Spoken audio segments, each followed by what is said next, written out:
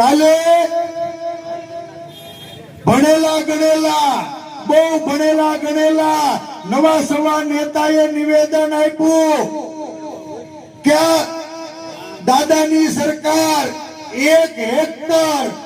hectare એટલે 2.5 acre એટલે 6.5 વીઘા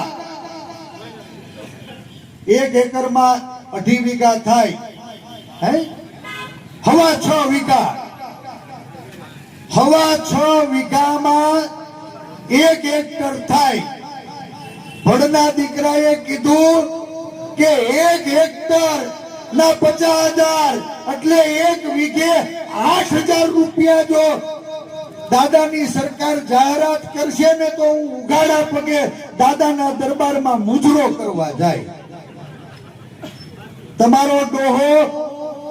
18,000 રૂપિયા તો ખર્ચો થઈ ગયો છે અને 8,000 રૂપિયામાં આ ગુજરાતના ખેડૂતોને ગીરવે મૂકવાનું પાપ કરનારા લોકોને પણ ઓળખજો મને લાગે છે કે આપ અને બાપ બે એક માની પેદાશ છે